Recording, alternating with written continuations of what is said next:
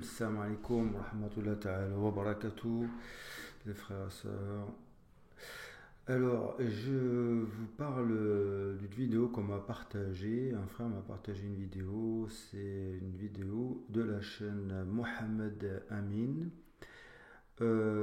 sur El Mehdi. Donc, il voulait savoir un peu ce que j'en pensais. Bon, c'est trois vidéos, grosso modo, qui font environ 50 minutes. Donc, faire un résumé des trois vidéos de 50 minutes, bon, c'est pas possible. Par contre, je vais vous montrer des choses les plus remarquables sur cette vidéo, car on rentre un peu dans un nouveau monde, un peu comme le monde de la quatrième dimension, des choses que je ne connaissais absolument pas, absolument pas. Vous allez voir, cette personne articule super bien l'arabe, le français et l'arabe. Je veux dire, au niveau de la forme, je veux dire, au niveau de la forme, c'est presque une œuvre artistique, hein. Et, au niveau des images, vous verrez, c'est parfait. Parfait, je sais pas où ils vont chercher ces images. C'est parfait. La musique, l'éloquence, voilà, c'est ça le terme, l'éloquence. Eh ben, il n'y a plus que les anges qui apparaissent dans l'écran et c'est tout quoi. On est dedans, on est dedans, on est dedans. Alors, qu'est-ce qu'on va voir? Alors, ce qui m'a surpris dans cette vidéo-là, en fait, c'est que moi, je prends connaissance de hadith de Abu Huraira que je n'ai jamais entendu. Vous allez voir, déjà dans la première partie, j'ai sélectionné une partie où, en fait, Abu Huraira nous raconte la guerre du Golfe, Saddam, le Führer, etc. Apparemment, c'est écrit dans les hadiths.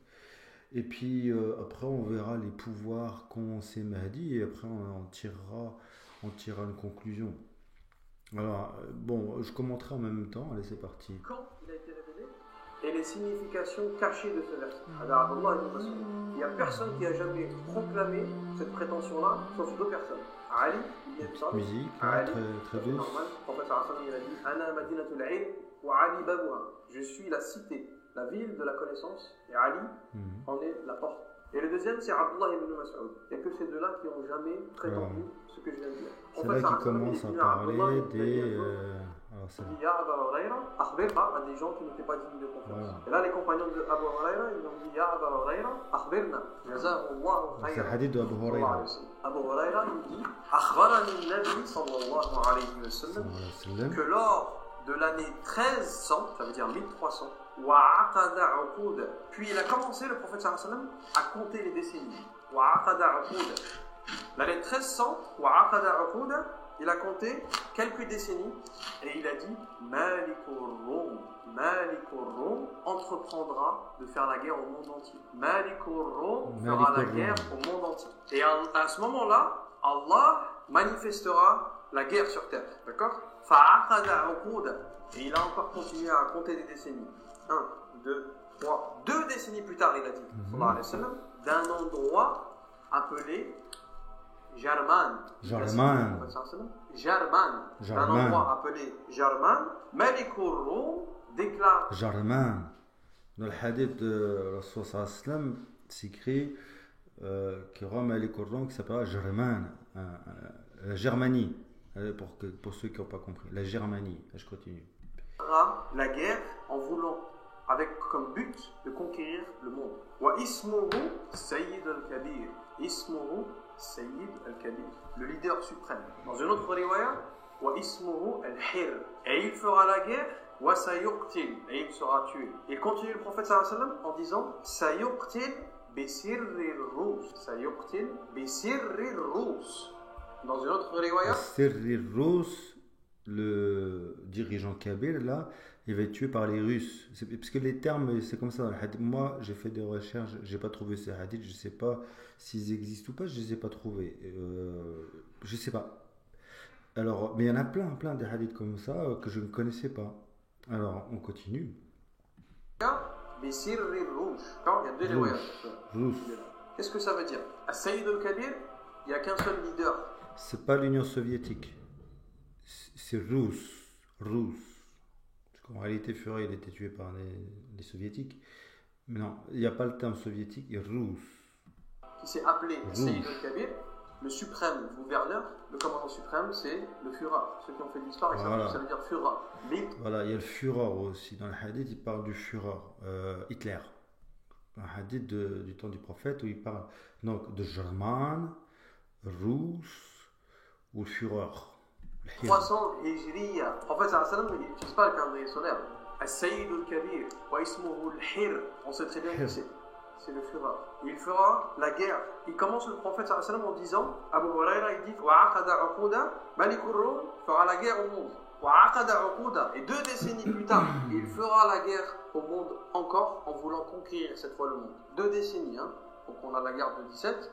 2 décennies plus tard, on a la guerre de 40, de 39. Voilà, Ça les fait deux exactement guerres. 2 décennies plus tard. Sayuqtil bisirri Rus. Derrière les coulisses, par le biais d'un espion russe, peut-être, il sera tué. Allahu Akbar. Le prophète sallam, sa version à lui, Ulum al-awwalin wal-akhirin, Sayuqtil bisirri Rus. Dans le secret, par les Russes. Fa'aqada uquda.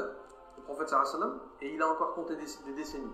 1, 2. D'ailleurs, il y a une théorie qui dit que Hitler il n'a jamais été tué, il a été exilé dans les pays latins, apparemment. Enfin, source non vérifiable, mais bon, on est sûr de rien.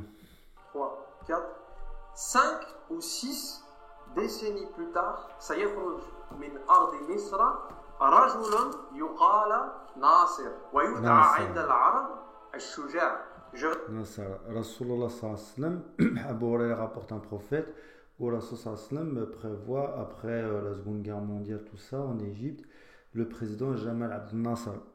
Jamal Abdel Nasser, rien que ça. Le hadith, il parle de Jamal Abdel, il donne les dirigeants.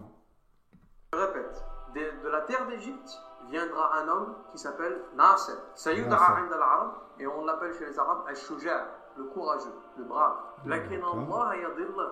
لكن الله يضله. Et Allah le vaincra, réduira en néant. Jamal Abdel Nasser, voilà. Chacun comprendra ce qu'il comprendra. Après, faites vos recherches et faites les paraboles entre les dates. لكن الله يضله. Ensuite, le prophète sallallahu alayhi wa sallam continue en disant في شهر رمضان, un homme apparaîtra appelé Sada ibn al-Anwa. Le prophète le cite comme ça dans Là, le Anwar hadith. Sadat. Sada ibn al-Anwa. Attends, c'est Anwar Sadat. Anwar Et Sadat. Allah lui accordera la victoire. Sauf que avant de mourir, il entrera en contrat avec les comploteurs del Bayt al-Maqdis. Ouais, donc Anwar Sadat qui avait vaincu la guerre, même face aux Israéliens, il a fait comment dire, D'après le prophète sallallahu alayhi wa sallam. un arrangement avec eux. Et ça, dans le hadith, ils le disent aussi. Il entrera en contrat avec les comploteurs.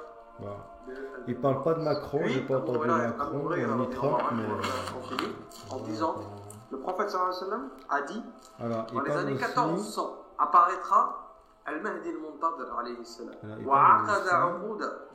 uquda de Dhuhur al-Mahdi. Il parle Et aussi il de l'a cité Saddam. par nom, Saddam. As-Sufyani. As-Sufyani ou Saddam. Saddam. Pourquoi est-ce qu'on l'appelle As-Sufyani? Saddam. Parce qu'il est tout simplement descendant d'un certain Khalid ibn Yazid, le frère de Muawiyah. Khalid ibn Yazid. Donc ibn Sufyan. Saddam Hussein, donc Saddam Hussein, c'est le descendant de Muawiyah de Abdelaziz. C'est déjà Samir Abdallah, c'était des spécialistes des arbres généalogiques. Moi j'avais regardé une fois un reportage, un documentaire, il démontrait que c'était mathématiquement impossible de remonter la généalogie au bout de je sais plus combien de générations, pas tant que ça, hein, pas tant que ça, je sais pas, une douzaine, je ne me rappelle plus. Voilà. Mais eux ils arrivent à remonter 1400 ans de généalogie. Ibn Shams, Ibn Umayya, Ibn al-Harb, Ibn al-Husayn. Ça, c'est la lignée de Abu Sufyan. Al-Sufyani, ما هو السفياني؟ السفياني هو الصدام. Saddam. أصبح ملك ابن يعقوب عظيما. Vous avez vu cette scène dans Omar pour ceux qui ont vu Omar. Abu Sufyan, oui. De sa descendance à lui vient le fameux Sufyani. Al-Sufyani هو الصدام. هو صدام لمن عارضه. Soufiani est descendant de Abu Sufyan. C'est clair. Et j'ai fait la parabole en disant que depuis Abu Sufyan jusqu'à... Bref, donc là, dans cette vidéo-là, il y a un hadith apparemment que je ne connais pas, que j'ai jamais entendu, je n'ai pas réussi à retrouver. Donc s'il y en a qui le connaissent, ils nous l'envoient, qu'on vérifie son authenticité, parce que les hadiths sur les Mahdi, il n'y en a pas 50 000, malheureusement, parce que ici, en ce moment, on vit une génération, on recherche le Mahdi désespérément, comme un super-héros, et donc ils ont épluché tous les hadiths pour avoir des signes qui puissent les avertir que c'est, voilà, il est là, il peut-être ici, il est peut-être là-bas, peut-être qu'il dort, peut-être qu'il est réveillé, peut-être qu'il est transformé, peut-être pas encore. Peut-être qu'il est dans le métro, peut-être qu'il il travaille à la poste, il ne s'est pas encore transformé, mais c'est quand qu'il se transforme, etc. Donc voilà, il y a une espèce de panique dans la communauté musulmane où ils sont à la recherche du Mahdi. Et donc, ils ont un peu épluché tous les hadiths. Mais ce hadith-là, moi, je ne le connaissais pas. Alors, dans ce hadith-là, je récapitule. En fait, bon, on a Jarman, c'est la Germanie. On a le Hir, c'est le Furor. On a Rouge ou Rouge, comme vous voulez. Bon, l'Union soviétique, c'est la même chose. On a Nasser, Jamal Abdel Nasser. On a Anwar Sadat. Et on a Saddam. Saddam, les Ma'aradahu. Saddam, c'est Saddam Hussein. Voilà, il n'y a pas de Trump, non. Il n'y a pas de Poutine, donc je ne sais pas. Peut-être que le hadith, il était coupé. On ne sait pas. Alors, bon, deuxième partie, il n'y avait rien de particulier. Bon, toujours la même chose. Alors, dans la troisième partie, il nous explique ce que c'est que le Mahdi. Et là, on rentre un peu dans du fantastique. Là, si on me parle des 4 fantastiques, voilà, si on me parle je sais pas, d'un film fantastique, comme on en voit à la télé, comme Hollywood sait faire, je me dis, ben ouais, ça tient, ça se tient. Mais je ne pense pas que notre religion ou notre histoire, elle était fantastique. Je pense pas qu'on va terminer par War of Craft ou je sais pas quoi. Donc voilà, alors voyons voir. D'abord, toujours l'éloquence, une éloquence à donner des frissons. اللهم صل على سيدنا محمد الفاتح لما أغلق والخاتم لما سبق ناصر الحق بالحق والهادي إلى صراطك المستقيم وعلى آله حق قدره ومقداره العظيم بسم الله الرحمن الرحيم. Pour ceux qui se rappellent un peu, il y en avait, je me demande s'il ne fait pas partie de ce groupe de Samir Abdallah. Le Samir Abdallah, c'est le Mahdi proclamé. Hein. Il y en a de plus en plus. Hein. Plus ça va, il y en a. Moi, il y a une vidéo aussi. Il y a un gars, je ne sais plus comment c'est quoi, sa chaîne. Lui, s'est autoproclamé Mahdi, Christ et Mahdi, Messie et Jésus. Lui, moi, c'est 3 en 1. C'est comme le dentifrice, 3 en 1. Ça donne des dents blanches, ça nettoie et ça traite les gencives. Lui, c'est pareil. Il est Christ, il est Jésus, Mahdi et puis Messie. Voilà, Messie pour les juifs, Christ pour les chrétiens et Mahdi pour les musulmans. Voilà. Alors lui, c'est encore un autre, on n'arrive plus à suivre.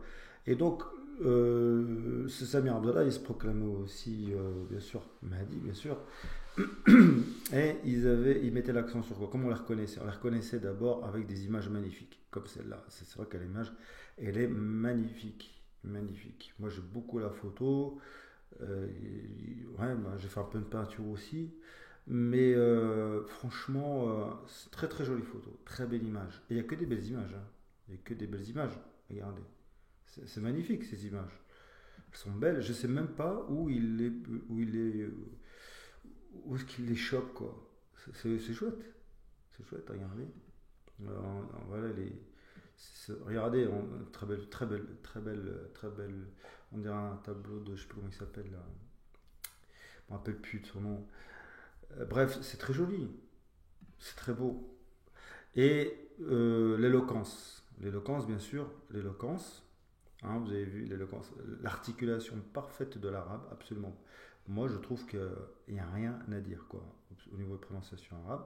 Et la petite musique. Donc, beaucoup de zine, beaucoup on enjolive énormément. Et ça, enjoliver, Rabbi l'a dit, zine dunya, linabluwakum ayyukum ahsanu amala. Donc, Allah, il a enjolivé cette terre, hein, tu vois. Et une des caractéristiques de Shaitan, c'est qu'il enjolive, d'accord. Donc une des caractéristiques de Shaitan, c'est qu'il enjolive aussi. Alors allons voir tout de suite de quoi il nous cause dans cette troisième partie pour faire une petite conclusion. Pas besoin de s'envoyer des courriers entre... Alors, D'abord, premièrement, là, ce qu'il va nous expliquer, parce que je ne peux pas vous passer toute la vidéo, en gros, le Mahdi, il va être révélé à un moment donné. Déjà, premièrement, il y a énormément d'incohérences. Déjà, au niveau des conquêtes, aucune logique.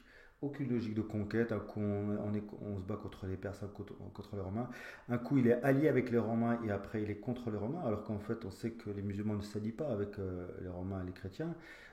Parce qu'il y a la jizya, voilà, en général, il n'y a pas d'alliance, il n'y a pas d'alliance avec les chrétiens et les juifs, mais lui, il m'a dit, il va le faire, il va être allié, et après, ils vont se retourner contre lui. Bref, le Mahdi, il va être dans un espace invisible, vous savez, comme les gens de la caverne, il va être dans un espace en dehors du temps, voilà, et puis ils attendent, entre Médine et je sais pas quoi, ils attendent avec les 313 amis, 313 élus. Et ils sont là, ils sont en train d'attendre. Ils écoutent tout ce qui se passe et tout. Ils attendent juste le feu vert pour y aller. Après, vous allez voir qu'en fait, ils se déplacent en un claquement d'œil. Un claquement d'œil, ils se déplacent très très très vite. Ils peuvent écouter tout ce qui se passe à des milliers de kilomètres. Bref, c'est des gens, ils ont des super pouvoirs. Voilà ce qu'il faut retenir dans cette partie. Descendant du prophète Muhammad sallallahu alayhi wa sallam, a dit lorsque le Qa'im, c'est-à-dire le résurrecteur, l'imam al-Mahdi alayhi salam, lorsqu'il sera envoyé, Allah subhanahu wa ta'ala développera tellement la vue et l'ouïe de ses compagnons qu'ils n'auront pas besoin de s'envoyer des courriers entre eux pour communiquer. Il leur parlera et ils l'entendront et ils le verront, alors même qu'il restera à sa place. Dans un autre hadith, 2 signes annonceront la venue du Mahdi. 2 signes qui démentiront les calculs des astrologues. Le premier, une éclipse lunaire qui se produira le 5 du mois du Ramadan. Une éclipse lunaire. Ensuite, le deuxième, une éclipse solaire qui se produira le 15 de ce même mois de Ramadan. Ce qui n'est le corps tire vers le bas, le ruh. Quand votre ruh devient plus fort, plus puissant que votre corps, dites Rohaniya dans 2 vers. D'un point A, le taï al-ard, rahim. Dès qu'il aura... En fait, ils ont un moyen de se déplacer qui s'appelle Haqq al-Tay. On va voir ce que c'est que ce Haqq al-Tay. Alors, on va voir. La permission, Bismillahirrahmanirrahim, et le voilà à Médine. Il se déplace avec Haqiqatu Tayi. Allah subhanahu wa ta'ala, lorsqu'il veut déplacer un de ses serviteurs d'un endroit à un autre, il plie l'espace. Il plie le Tayi, Tayi al-Ard, qui provient de toi, le fait de plier. La réalité de... Tayi, je savais pas que ça venait de toi. Tayi, toi, nous on a c'est Sqaf, en général, de toi c'est Sqaf. Tayi, toi... là j'ai un doute. Taï al-Ard à un autre, il plie l'espace. Il plie le Taï al-Ard qui provient de toi, le fait de plier. La réalité de Taï, Allah subhanahu wa ta'ala par sa permission plie l'espace. C'est ce que la physique décrit comme un trou de verre. D'un point A à un... Le trou de verre, c'est une science des satanistes pour nous endormir avec leur monde infini à l'au-delà qui se terminera jamais, qui date de milliards d'années et qui va vivre des milliards d'années et nous on est entre les 8 milliards d'années. Bref, un truc à dormir debout et pour les handicaps. Enfin bref. Et donc lui, qu'est-ce qu'il dit? Il dit tout simplement, voilà, il y a un trou de verre et du coup il plie l'espace, il plie le taille ou le toit. Je sais pas que le taille c'était le toit. J'ai jamais entendu ça en arabe. Même Allah Azza wa Jalla dans le Coran, quand il parle du toit, il dit sqaf. Sqaf, d'ailleurs, même en Dalija, sqaf c'est le plafond, c'est le toit. Et donc voilà, alors déjà il s'inspire un peu des sciences satanistes. Allez, on continue. Un point B, l'espace entre ces 2 points est plié de sorte que l'objet qui est au point A se retrouve au point B. Plus vite que la vitesse de la lumière, à la vitesse de la pensée. Les anges se déplacent plus vite que la vitesse de la pensée. Votre corps est physique, mais votre ruh, lui, est spirituel. Il se déplace dans une trajectoire dite rohaniya, dans un espace-temps qui est rohani, d'accord? Spirituel. Votre corps est une prison matérielle pour votre ruh. En gros, ruh, il se déplace dans un monde immatériel. Et donc, plus ils vont augmenter la puissance du ruh, plus le ruh, à la fin, le corps va habiter le ruh. C'est plus le ruh qui va habiter dans le corps, mais c'est le corps qui va habiter dans le ruh. Et comme le ruh, il peut se déplacer, il n'est pas emprisonné dans ce corps matériel, il peut aller extrêmement vite au ruh. En réalité, s'il n'est pas dans le corps matériel, le ruh se déplace extrêmement vite, comme à la vitesse de la lumière, comme les anges apparemment. Et donc, c'est comme ça qu'il va se déplacer le Mahdi. Le Mahdi, c'est son ruh qui va se déplacer, mais comme lui, il est plus puissant, il est plus machin que tout le monde, et ben son corps va être esclave de son ruh. Voilà. D'accord? Je sais pas, Allah il a créé le corps, il a mis le ruh dedans, mais le Mahdi il va prendre le corps, il va le mettre dans le ruh. Vous Écoutez. ne pouvez pas bouger votre ruh s'il est prisonnier de votre corps. Car le corps matériel retient par sa gravité, par la gravité terrestre. Le corps tire vers le bas, le ruh. Quand votre ruh devient plus fort, plus puissant que votre corps de matière, le ruh devient maintenant celui qui va attirer le corps vers une gravité céleste, vers le haut. Le corps devient maintenant à l'intérieur du ruh. Awliya Allah, lorsqu'ils veulent se déplacer, ils libèrent ce ruh de l'emprise de leur corps. Al-Mahdi alayhi salam apparaîtra avec la réalité de At-Tayy.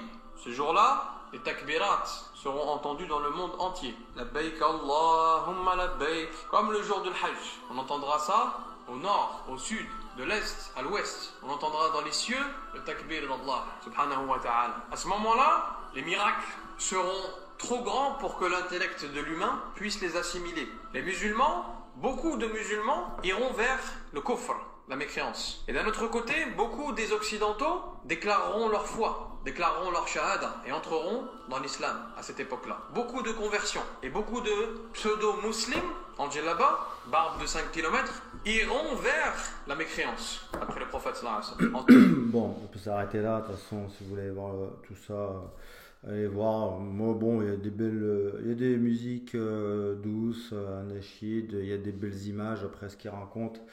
Eh ben, franchement, c'est grave, c'est de l'égarement bien pur et simple, bien sûr. Alors, qu'est-ce qu'on peut remarquer ici dans cette vidéo que je fais pour mettre en garde ceux qui veulent bien sûr,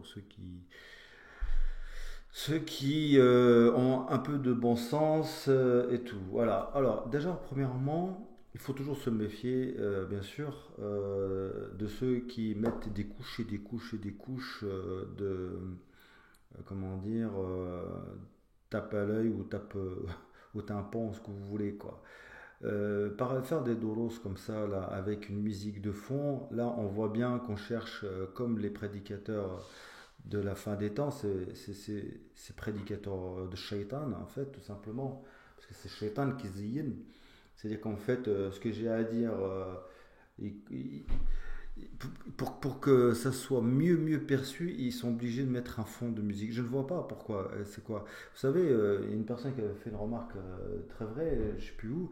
Il disait même quand vous allez vous appelez pour un rendez-vous ou quand vous êtes dans une salle d'attente, il y a toujours une musique. Il y a toujours une musique quand vous appelez une personne, il y a un répondeur, il y a une musique qui vous met en attente. Parce que cette société-là, en fait, ils ont fait en sorte que notre cerveau ne se repose jamais. Il soit toujours, comment dire, que notre cerveau soit toujours stimulé. Voilà, toujours stimulé par des sens qui nous plaisent. Pourquoi? Pour jamais réfléchir, pour jamais se poser. Donc la musique qu'on entend tout le temps en fait, qui est constamment, vous allumez la télé ou d'ailleurs la télé c'est une réelle propagande, c'est une propagande de shaitan, elle devrait être interdite parce que c'est de la pure propagande, ou ce que vous entendez dans une salle d'attente, ou tout ce que je viens de vous dire là, c'est pour stimuler les sens et pour empêcher les gens à vraiment réfléchir et donc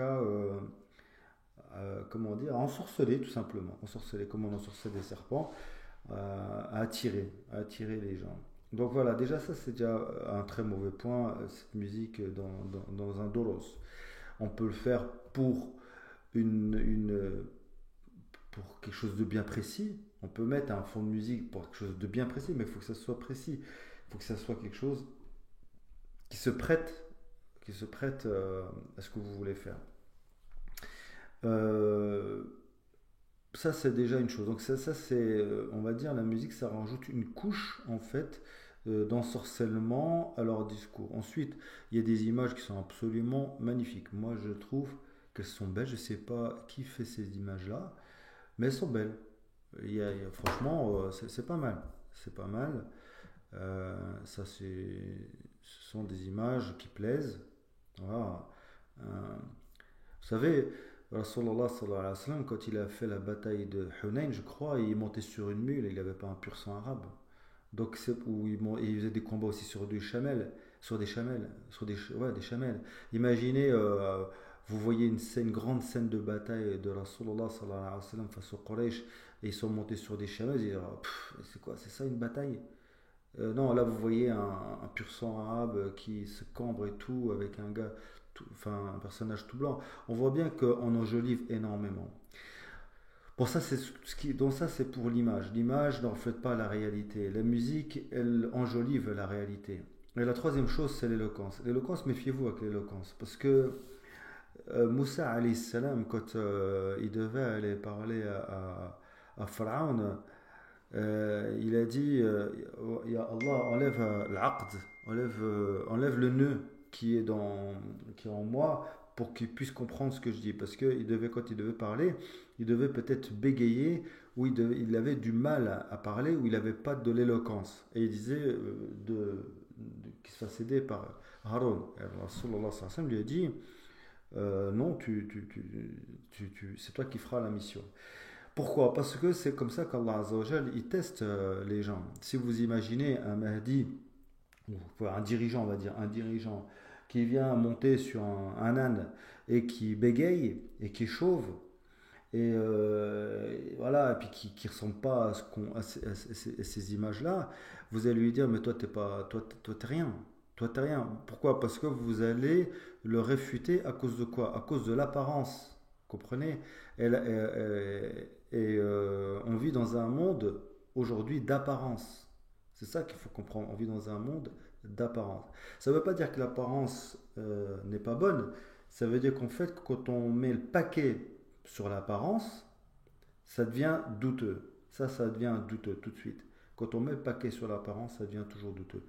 Donc méfiez-vous aussi des gens très éloquents. Moi, je pense que Dajjal, il viendra un peu dans le même genre. Vous voyez. Dajjal il viendra avec de la musique, un peu dans ce qu'il fait lui là. Ça, c'est un très bon travail de Dajjal. Pourquoi? Parce que il y a la musique, il y a tout ce qu'on aime, la vaillance des musulmans, la beauté du cheval, le beau bouclier en or, la carrure du gars, tu vois, le cheval blanc, etc., l'éloquence et tout. Tout ça, c'est tous les ingrédients de Dajjal. Voilà, parce que ça flatte la réalité, ça flatte votre ego, ça flatte ce que vous aimez.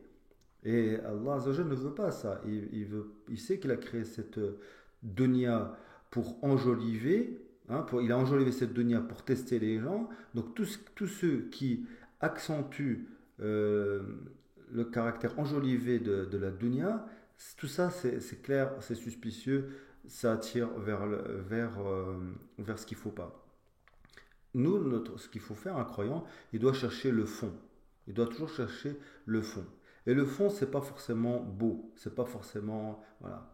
Donc, on n'a pas des images ou des. Enfin, il faut regarder.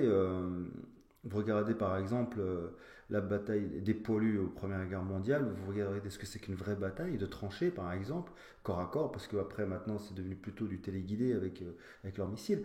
Mais c'était des gens. Ils mangeaient la misère, quoi. C'est la misère. Ils, vous, comment dire, ils mangent peut-être pas à leur faim, ils sont fatigués, ils sont mal rasés, ils se pissent dessus, ils sont blessés, ils en peuvent plus, ils pleurent, ils sont sales. La guerre, c'est quelque chose qui est extrêmement moche. Il n'y a rien de beau dans une guerre. Il ne faut pas réclamer d'ailleurs une guerre ou quoi que ce soit. Il faut être prêt. Il faut être prêt à défendre ce qu'on a à défendre, mais il ne faut pas la souhaiter parce qu'on ne souhaite jamais une épreuve, parce que c'est une épreuve immense. Et eux, qu'est-ce qu'ils font? Ils sont en train de nous montrer des images de choses, on dirait un spectacle, quoi, tout simplement. Voilà. Alors, en plus, dans son vidéo à lui, il m'a dit, allez voir sa vidéo si vous ne me croyez pas, il m'a dit, il est aussi noble que Suleiman. Il est aussi noble que Isa alayhi salam. Il est aussi noble que Mohammed sallallahu alayhi wa sallam. C'est des gens, ils sont adorables, ils vénèrent plus que Mohammed sallallahu alayhi wa sallam. Par exemple, pour lui, Ali, je ne connaissais pas ce hadith-là, mais Ali, apparemment, quand il est mort, ils l'ont mis sur un chameau. Il lui a dit, quand je serai mort, mettez-moi sur un chameau et laissez la chameau partir. Et la chameau, elle est partie, toute seule, avec le corps de Ali mort sur le... Et après, peu de temps après, les gens ont rencontré une caravane qui venait. Ils lui ont dit, est-ce que vous n'avez pas rencontré la chamelle de Ali alayhi salam? Il a dit, si, ben, on l'a vu et puis il nous a salué. En fait, il était ressuscité, il n'est pas mort, Ali. Il n'est pas mort, non. Mohammed sallallahu alayhi wa sallam, il est mort, Boubacar est mort, Omar est mort, tout le monde, mais Ali, non, il ne meurt pas. En fait, c'est une kharata de chiisme et de sunnisme. Il mélange, il fait une harira, il prend un peu tout ce qu'ils ont envie de prendre. Donc, qu'est-ce qu'ils font en fait, ces gens-là? Ils sont en train de lancer des paillettes dans les yeux des musulmans, qui vont bien sûr se faire égarer, et puis qui vont se manger un mur, comme d'habitude. Mais ça, il faut qu'ils s'habituent. Sauf toujours une minorité de gens, je pense, qui ont un minimum de cerveau et qui gardent les pieds sur terre. Donc le prophète, même le prophète, alors déjà, Al-Mahdi, par exemple, Al-Mahdi, lui, il va pas lutter. Il va dire Allahu Akbar, c'est bon. Il dit Bismillah ar-Rahman ar-Rahim, il se déplace d'un point A à un point B. Par exemple, il est à Médine, il va aller à Paris, il dit Bismillah ar-Rahman ar-Rahim, il est à Paris. Comment? Parce que comment dire, son âme, elle est tellement puissante qu'elle embarque, elle met dans sa poche le corps, et tiens, hop, elle le met dedans, hop, elle arrive à Paris, elle déballe le corps, après elle rentre dedans. Voilà comment ça se passe. Donc voilà, c'est des choses que même les prophètes n'ont pas eu. Sulayman, il avait quand même besoin du vent pour se déplacer. Et donc en fait, Mahdi, il est supérieur. Excusez-moi, j'ai fait une erreur. Mahdi, il est meilleur que Sulayman, parce que Sulayman, il avait besoin d'un vent. Un vent quand même assez puissant. Voilà, un vent puissant, je ne parle pas d'une tornade parce qu'on tourne en rond, mais un vent puissant, c'est quand même dans les 150 km/h. Donc voilà, Sulayman, il était un peu à la traîne, tu vois, 150 km/h, attends, 5e, 6e. Voilà, tu roules quoi. Tu roules, tu vois défiler les paysages. Non, le Mahdi, non. Le Mahdi, qu'est-ce qu'il fait? Il dit, bon, bah, il faut que j'aille à Paris. Clac, il appuie sur le bouton. Tac, le corps, il sort, comment, je sais pas comment il fait moi. Il devient une espèce de petite boule, il la prend dans sa main, il devient une âme, et claquement de doigts, il arrive à Paris, après il déballe son corps, après il rentre dedans. Comment ça se passe au niveau des vaisseaux sanguins, de tout ça, je sais pas, je sais pas. Ou alors peut-être que le corps ne se range pas, peut-être qu'il reste comme ça, simplement il se déplace une espèce de téléportation. Moi, je sais pas. Moi, je connais pas tout ça. Je suis vraiment ignorant dans tout ça. Mais bon, on peut remarquer que le Mahdi, selon lui, il est meilleur que Sulayman, parce que Sulayman, il avait quand même besoin d'un chariot, d'un vent. Voilà, ben, c'est pas terrible, hein, mais bon, c'est comme ça. Hein. N'est pas Mahdi qui veut. On peut être prophète, d'accord? On peut être le roi du monde, comme Sulayman. On peut avoir la maîtrise des djinns, parler aux animaux et tout, mais on peut pas se déplacer comme on veut. Voilà. Et quand même, Suleiman, bah, il n'était pas trop bon non plus parce que il était moins bon, on va dire, il était moins bon que Mahdi. Pourquoi? Parce que il avait besoin d'une armée, le pauvre. Il avait besoin d'une armée, ouais. Il avait besoin d'une armée, armée de djinns en plus, d'humains, mais non, Mahdi n'a pas besoin. Mahdi vient, il dit Allahu Akbar. Qu'est-ce qui se passe? Tu arrives, tu as une armée devant toi. Imagine, tu as les Américains qui sont là, ils viennent avec tout leur artillerie. Allahu Akbar, hop, il n'y en a plus. Il n'y en a plus. C'est fini. Voilà, c'est tout. Bismillah ar-Rahman ar-Rahim, Allahu Akbar. Voilà, c'est ça, ces armes. Il m'a dit. Alors, elle a dit, Naqatalu qutilu, t'as pas besoin. Pourquoi tu vas qatil? Eh ben, Mahdi, tu vas dire, Mahdi, bah, dis Allahu Akbar. Pourquoi je peux pas? J'ai pas besoin de sif. J'ai pas besoin d'épée, moi. Tu dis Allahu Akbar, et puis c'est tout. Et puis, on continue à manger des cacahuètes.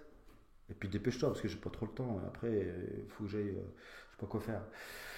Donc le professeur Aslam, j'en parle même pas. Le professeur Aslam, il avait même pas les jeans, il avait rien, il avait skin, il avait rien, il se déplaçait pas avec le vent.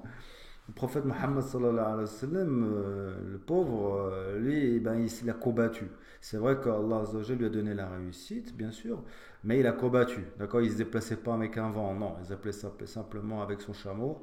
Et il avait une épée, et puis le pauvre, ils ont crevé la dalle à la bataille des tranchées, ils étaient obligés de mettre une pierre sous leur ventre. Eux, non. Eux, ils sont toujours clean, propres, nickel, chrome, regardez. Ils sont droits comme des piquets, c'est le top, quoi.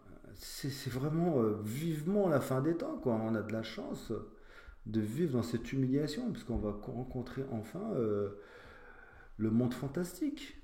Le monde fantastique du Mahdi. Moi, je serais un Américain. En Amérique, j'aurais une production, comment dire, j'aurais un centre de production de cinéma, là. Moi, j'aurais fait un film sur Mahdi. Moi, je pense qu'avec ça, on peut faire peut-être plus d'entrées que les Avengers. Parce qu'il y a matière, là, il y a matière quand même. Il y a matière quand même. En plus, c'est un peu exotique, tu vois, ça se passe chez les Arabes, chez les musulmans, regardez des beaux cheveux et tout. Ça change un petit peu, tu vois, le paysage américain avec les buildings et tout. Bon, on a vu aussi un peu les Asiatiques avec les Chinois, le Kung Fu et tout. Ça peut faire. Moi, je pense que c'est un bon scénario, ça. Peut-être le proposer. Alors, bien sûr, le prophète sallallahu alayhi wa sallam, il a lutté, bien sûr, il a lutté. Il a lutté pendant la bataille de Hunayn, je vous ai dit, il était sur une chamelle, le pauvre, il était sur une chamelle. Et puis, il balance, il jetait, tellement il était impuissant, le seul, enfin, au niveau de son armée, quoi, et il a gagné en jetant de la terre. Allah Azza wa Jal dit, ce n'est pas toi qui jetais, mais c'est nous qui jetions. Donc, le prophète sallallahu alayhi wa sallam, même s'il a eu des moments où Allah l'a soutenu dans les moments les plus difficiles, le 99% du temps, c'était la réussite qu'Allah lui donnait. Il lui donnait la réussite, tout simplement.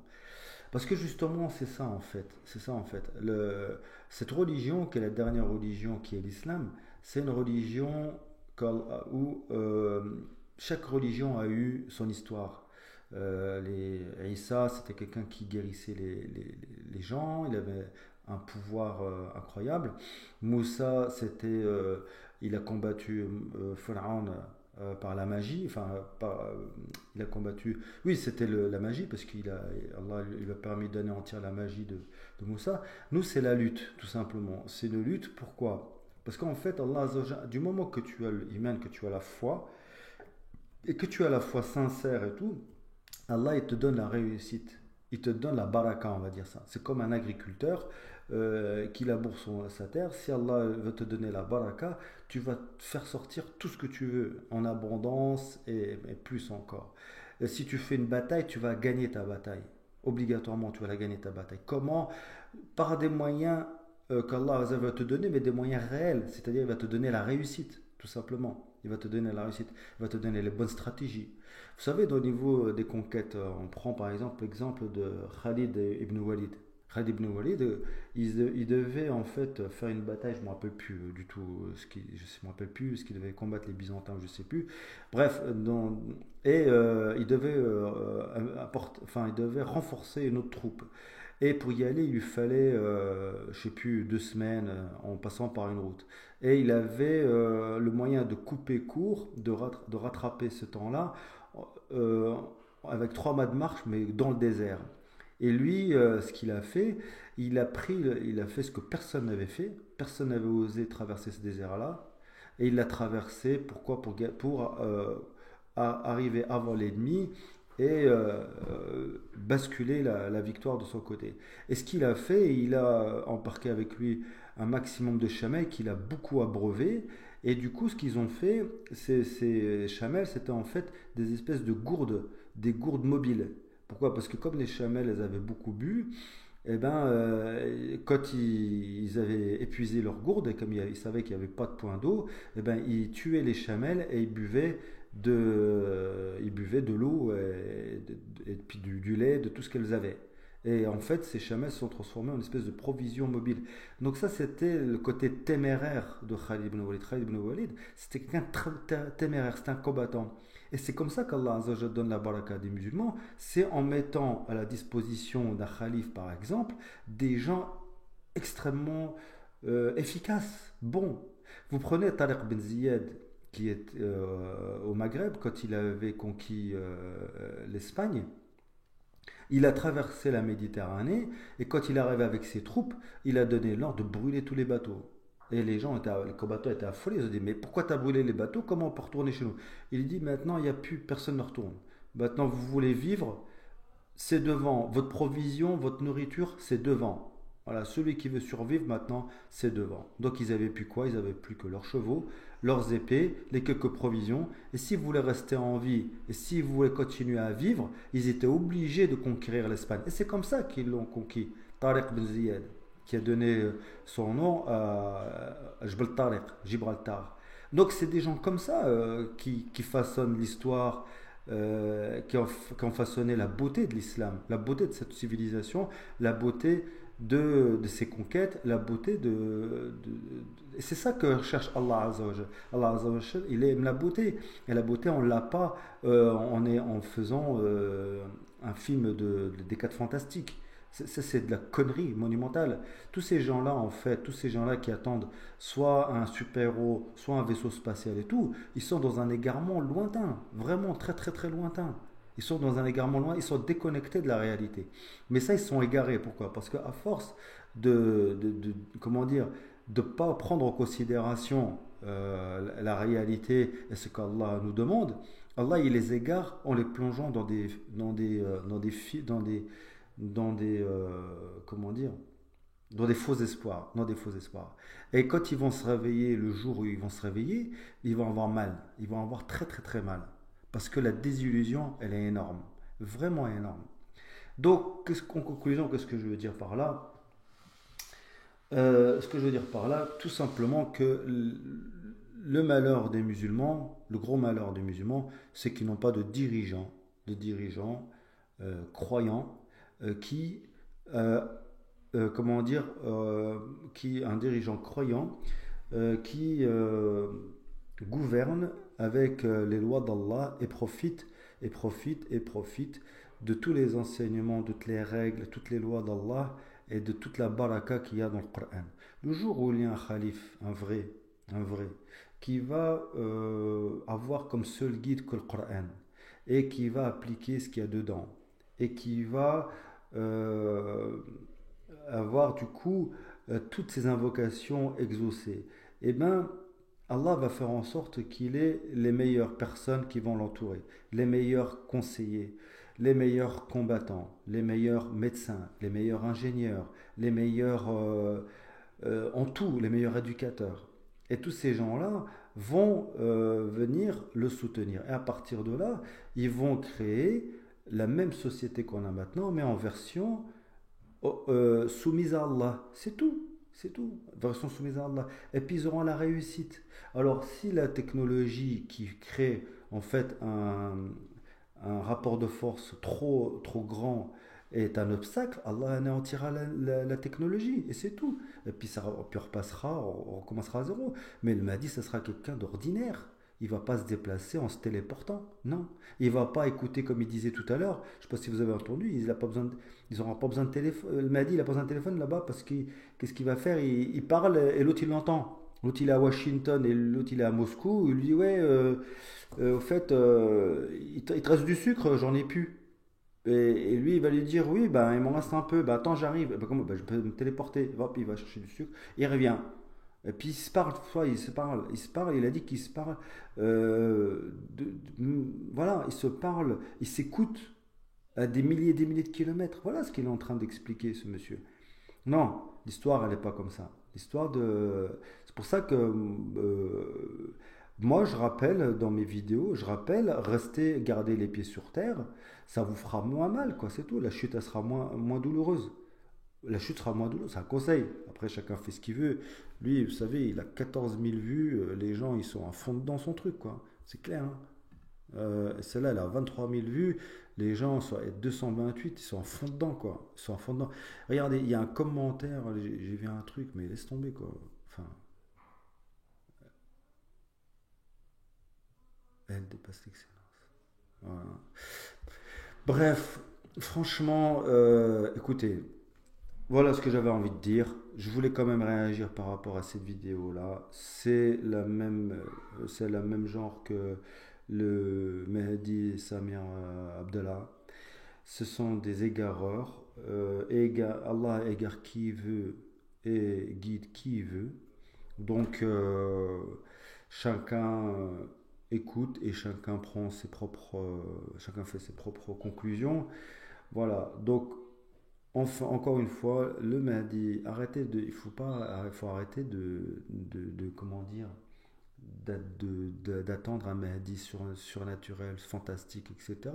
Simplement, il faut être vigilant, il faut essayer de rester en vie pour pouvoir, Inch'Allah, faire partie peut-être de ce nouveau monde musulman, Inch'Allah, qui va refaire surface, parce que ça, c'est une promesse que moi j'y crois qui aura lieu, parce que la terre Allah, il n'y aura pas de fin du monde tant qu'il n'y aura pas un nouveau calife qui rétablira la justice comme elle était remplie d'injustice. Donc il faut rester en vie, il faut garder les yeux ouverts, il faut regarder les pieds sur terre pour, comment dire, pour rejoindre.